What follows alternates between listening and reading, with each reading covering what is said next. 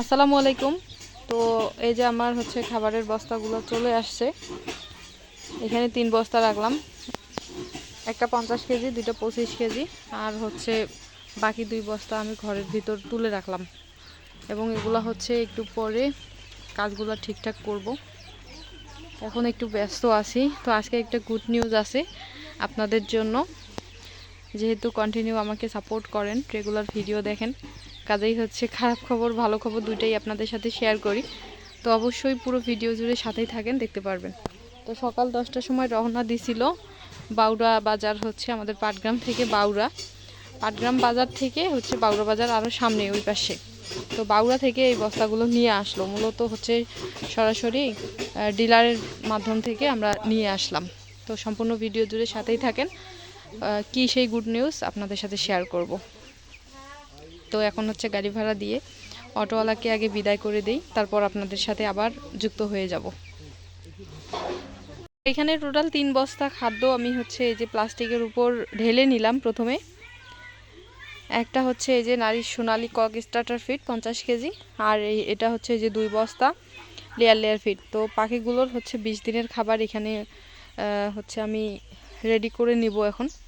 এই যে দেখেন, টোটাল এখানে হচ্ছে 25 করে 50 এবং হচ্ছে ওইদিকে 50, 100 কেজি খাবার এখানে মিক্স করে এখন আমি হচ্ছে বস্তায় তুলে রাখবো। এবার হচ্ছে একটু খাবারের পরিমাণটা একটু বেশ কম করলাম আর কি, মানে অর্ধেক অর্ধেক অর্ধেক হচ্ছে মিক্স করে একটা খাবার তৈরি করতেছি। কেননা হচ্ছে আমার পাখিগুলোর ওয়েট একটু কম হচ্ছে ইদানিং আর কি, কমে গেছে, ডিমের প্রোডাকশনটা একটু কমে আসতেছে, এই জন্য আর কি। এবার অর্ধেক অর্ধেক দিয়ে দেখলাম যে দেখি, এই জন্যই আর কি। যেহেতু সোনালি স্টার্টারটা পরিমাণে বেশি দিলাম, কাজে পাখিগুলো হচ্ছে যেগুলো ঘাটতি আছে সেগুলোর ওয়েটগুলো তাড়াতাড়ি হয়ে যাবে, তো কোনো সমস্যা হবে না। আর এটা তো আর ব্রয়লার স্টার্টার না যে চর্বি জমে যাবে, পাখিগুলো হচ্ছে রিজেক্ট হয়ে যাবে, কাজে এই সম্ভাবনাটাও কিন্তু নাই। তো আমি এখন এগুলো হচ্ছে সুন্দর করে আগে মিক্স করি, তারপর বস্তা করার পর আপনাদের সাথে শেয়ার করতেছি।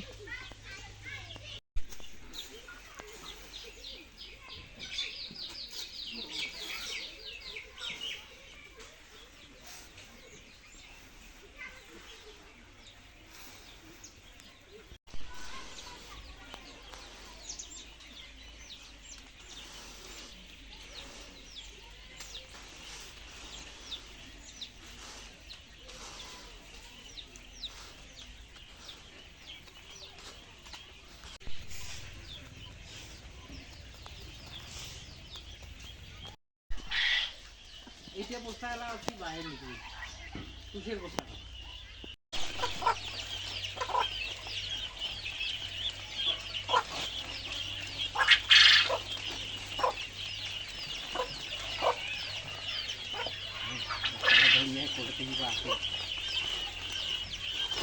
ভিডিওর শুরুতে যে আপনাদেরকে বললাম যে একটা গুড নিউজ আছে, তো এই সেই গুড নিউজ। আলহামদুলিল্লাহ, গতকাল রাত্রে আমি হচ্ছে আরও একটা ছাগলের বাচ্চা পাইছি, পাঠা বাচ্চা। এই যে দেখেন, বাচ্চার মা এবং হচ্ছে বাচ্চা দুইটাই সুস্থ আছে আলহামদুলিল্লাহ। বাচ্চাটা কোনো রকম সুস্থ হয় নাই, অর্থাৎ প্রতিবন্ধী হয় নাই। তো আমার জীবনে শুধু আমার ছাগলের একটা বাচ্চাই প্রতিবন্ধী হয়েছিল, সেটাও মারা গিয়েছিল। এরপর হচ্ছে আর কখনো হয়নি, আর আগেও হয়নি। তো যাই হোক, আলহামদুলিল্লাহ সব কিছু নিয়ে মোটামুটি ভালোই আছি। সবাই দোয়া করবেন যেন এভাবে ভালো থাকতে পারি। আর একটা কথা আপনাদের সাথে শেয়ার করব, সেটা হচ্ছে যে ছাগলের একটা হচ্ছে গাভীন ছাগলের মারাত্মক একটা যত্ন পরিচর্যা, এটা শেয়ার করব আজকে, যে কি সমস্যা হতে পারে। যদিও আমার হচ্ছে নিজের চোখে দেখা এই বিষয়টা, নিজের চোখে দেখেছি। আমার ছাগলের হয়নি এরকম সমস্যা, কিন্তু পাশের বাড়ির হচ্ছে ছাগলের সমস্যা হয়েছে, যার কারণে আমি হচ্ছে আপনাদেরকে শেয়ার করব বিষয়টা। সেটা হচ্ছে, ছাগলটা যদি প্রচুর দুর্বল থাকে গাভীন অবস্থায়, যেমন হচ্ছে ভিটামিন, ক্যালসিয়াম বা আয়রন এগুলো যদি পর্যাপ্ত পরিমাণে না থাকে এবং ছাগলটা দুর্বল হয়, তাহলে কিন্তু সেই ছাগলটার বাচ্চা হইতে অনেক কষ্ট হয়। অনেক সময় দেখা যায় যে বাচ্চাটা হচ্ছে উল্টো মুখে ঘুরে যায়, যার কারণে ডেলিভারি হতে অনেক সমস্যা হয়। আবার দেখা যায় যে মানে মাঝে মধ্যে যদি সঠিক সময় ট্রিটমেন্ট করানো যায় ডাক্তার দিয়ে, তাহলে কিন্তু ভালো।